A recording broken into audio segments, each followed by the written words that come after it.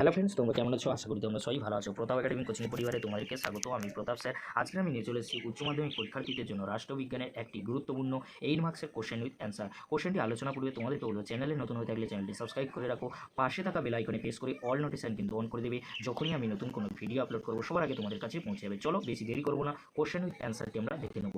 কোশ্চেনটি হলো, ভারতের কোনো রাজ্যের হাইকোর্টের গঠন ও কার্যাবলী আলোচনা করো। কোশ্চেনটি ঘুরিয়ে আসতে পারে, ভারতের হাইকোর্টের গঠন ও কার্যাবলী সংক্ষেপে লেখো। চলো অ্যান্সারটি আমরা দেখে নিই। প্রথমেই তোমরা লিখবে ভূমিকায় তোমরা যেটি লিখবে, হাইকোর্টের রাজ্যে বিচার বিভাগের শীর্ষে মহাধর্মাধিকরণ বা হাইকোর্টের অবস্থান। সংবিধান অনুসারে ভারতের প্রতিটি অঙ্গরাজ্যে একটি করে হাইকোর্ট কিন্তু থাকবে। 214 নম্বর ধারা। অবশ্য পার্লামেন্ট আইন প্রণয়নের মাধ্যমে 2 বা ততোধিক রাজ্যের জন্য একটি হাইকোর্ট স্থাপন করতে পারে। এইভাবে পশ্চিমবঙ্গ এবং আন্দামান নিকোবর দ্বীপপুঞ্জের জন্য কলকাতা হাইকোর্ট, তামিলনাড়ু ও পন্ডিচেরির জন্য চেন্নাই হাইকোর্ট কিন্তু রয়েছে। এবারে তোমরা যে পয়েন্টটি করবে সেটি হলো হাইকোর্টের গঠন। এটি কিন্তু গুরুত্বপূর্ণ একটি পয়েন্ট।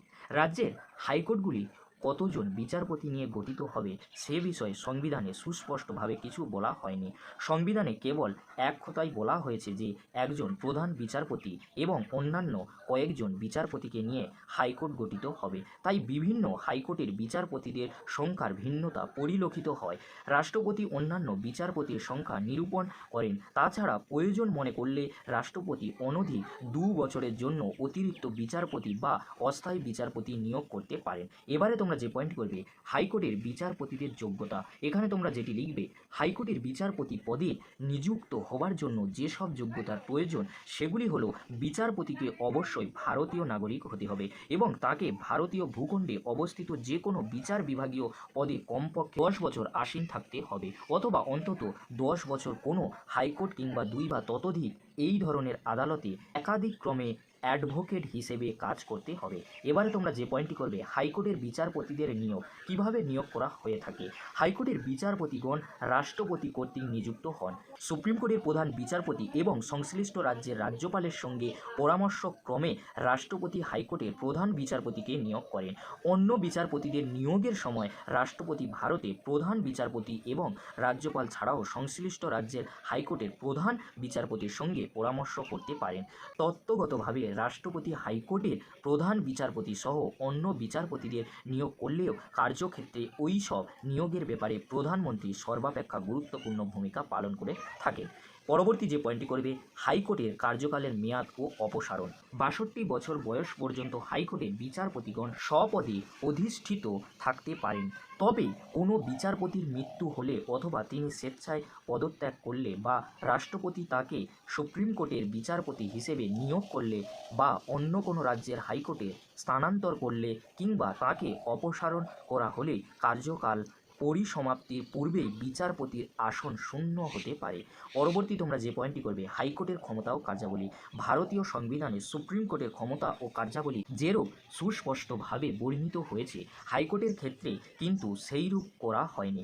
সংবিধানে বলা হয়েছে যে সংবিধান প্রবর্তিত হওয়ার পূর্বে হাইকোর্ট সমূহ যেসব ক্ষমতা ভোগ করতেন, সংবিধান প্রবর্তিত হওয়ার পরেও তাঁরা অনুরূপ ক্ষমতা ভোগ করবেন। তবে সর্বক্ষেত্রেই তাদের সংবিধান এবং যথাযোগ্য আইনসভা কর্তৃক প্রণীত আইনের গণ্ডির মধ্যে থেকে ক্ষমতা প্রয়োগ করতে হয়।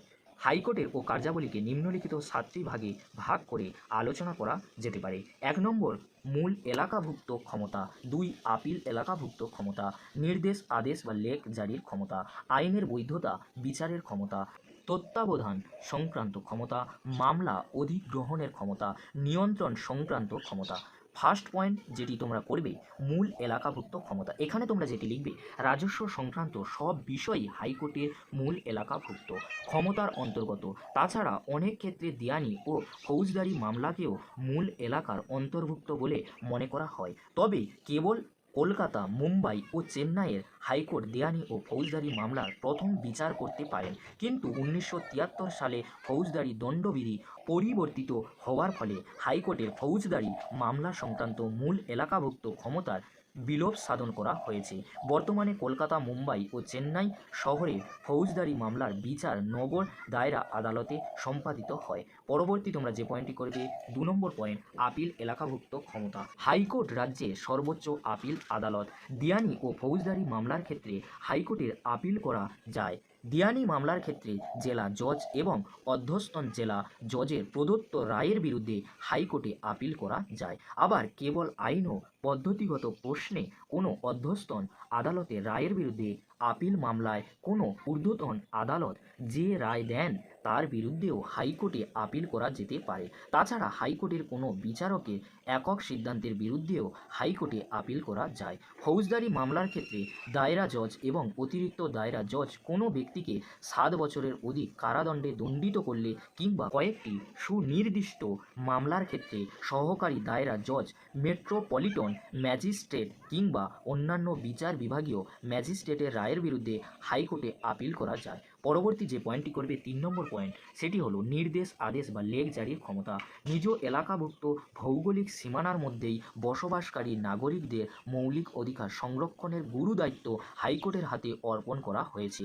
হাইকোর্ট এই অধিকারগুলি সংরক্ষণের জন্য বন্দি, প্রত্যক্ষীকরণ, পরমাদেশ, প্রতিষেধ, অধিকারোচ্ছা, উৎপ্রেষণ প্রভৃতি লেখ, নির্দেশ বা আদেশ জারি করতে পারেন। নাগরিকদের মৌলিক অধিকারসমূহের সংরক্ষণ ছাড়াও অন্য যে কোনো উদ্দেশ্যেই হাইকোর্ট লেখ, নির্দেশ বা আদেশ জারি করতে সক্ষম, কিন্তু এই ক্ষমতা ভারতের সুপ্রিম কোর্টের হাতে অর্পিত হয়নি। 4 নম্বর পয়েন্ট করবে আইনের বৈধতা বিচারের ক্ষমতা। মূল সংবিধানে হাইকোর্টের হাতে কেন্দ্রীয় আইন ও রাজ্য আইনের বৈধতা বিচারের ক্ষমতা অর্পণ করা হয়েছিল, কিন্তু 42তম সংবিধান সংশোধনের মাধ্যমে হাইকোর্টের হাত থেকে কেন্দ্রীয় আইনের বৈধতা বিচারের ক্ষমতা কেড়ে নেওয়া হলেও 1978 সালে 43তম সংবিধান সংশোধনের মাধ্যমে তদানীন্তন দেশাই সরকার এই ব্যবস্থা বাতিল করে দিয়ে পূর্বাবস্থা ফিরিয়ে আনে। যে পয়েন্টটি করবে 5 নম্বর পয়েন্ট, সেটি হলো তত্ত্বাবধান সংক্রান্ত ক্ষমতা। হাইকোর্ট নিজ এলাকার অন্তর্ভুক্ত সামরিক আদালত ও ট্রাইব্যুনাল ছাড়া অন্যান্য আদালত এবং ট্রাইব্যুনাল সমূহের তত্ত্বাবধান করতে পারেন। এই ক্ষমতা বলে হাইকোর্ট যে কোনো প্রয়োজনীয় দলিলপত্র দাখিল করার জন্য অধ্যস্তন আদালতসমূহকে নির্দেশ দিতে সক্ষম। অধ্যস্তন আদালতের কর্মচারীবৃন্দ কীভাবে নথিপত্র এবং হিসাবপত্র রক্ষা করবে সে বিষয়েও নির্দেশদানের অধিকার হাইকোর্টের রয়েছে। পরবর্তী যে পয়েন্টটি করবে অর্থাৎ 6 নম্বর পয়েন্ট, মামলা অধিগ্রহণের ক্ষমতা। অধ্যস্তন কোনো আদালতে বিচারাধীন কোনো মামলার সঙ্গে সংবিধানের ব্যাখ্যা সংক্রান্ত গুরুত্বপূর্ণ প্রশ্ন জড়িত আছে বলে মনে করলে সংশ্লিষ্ট মামলাটির বিচারের দায়িত্ব হাইকোর্ট স্বহস্তে গ্রহণ করতে পারেন। পরবর্তী যে পয়েন্টটি করবে অর্থাৎ 7 নম্বর পয়েন্ট, নিয়ন্ত্রণ সংক্রান্ত ক্ষমতা। হাইকোর্ট অধ্যস্তন আদালতগুলিকে নিয়ন্ত্রণ করতে পারেন। জেলা জজের নিয়োগ, বদলি, পদোন্নতি প্রভৃতি বিষয়ে এবং অধ্যস্তন আদালতসমূহের অন্যান্য বিচার বিভাগীয় পদে নিয়োগের ক্ষেত্রে রাজ্যপাল হাইকোর্টের পরামর্শ গ্রহণ করে থাকেন। জেলা আদালতসহ অন্যান্য অধ্যস্তন আদালতে কর্মচারীবৃন্দের নিয়োগ, পদোন্নতি প্রভৃতি বিষয়ে হাইকোর্ট বিশেষ গুরুত্বপূর্ণ ভূমিকা পালন করেন। পরবর্তী যে পয়েন্টটি করবে হাইকোর্টের অন্যান্য ক্ষমতা। উপরিক্ত ক্ষমতাবলী ছাড়াও হাইকোর্টের অন্যান্য কয়েকটি কার্য সম্পাদন করেন। সুপ্রিম কোর্টের মতো হাইকোর্টকেও অভিলেখ আদালত হিসেবে কাজ করতে হয়। হাইকোর্ট নিজ অবমাননার জন্য অপরাধীদের শাস্তিদানের ব্যবস্থা করতে পারেন। হাইকোর্ট বিচার কার্য সম্পাদনের জন্য প্রয়োজনীয় নিয়মাবলী তৈরি করার অধিকারী। হাইকোর্টের মর্যাদা। হাইকোর্ট অঙ্গরাজ্যের সর্বোচ্চ আদালত হিসেবে নানাবিধ ক্ষমতার অধিকারী হলেও মার্কিন যুক্তরাষ্ট্রের অঙ্গরাজ্যে সর্বোচ্চ আদালত অপেক্ষা কম ক্ষমতা ভোগ করেন, কারণ ভারতে অখণ্ড বিচার ব্যবস্থিত হওয়ায় হাইকোর্টের রায়ের বিরুদ্ধে সুপ্রিম কোর্টে আপিলের ব্যবস্থা সংবিধানে গৃহীত হয়েছে।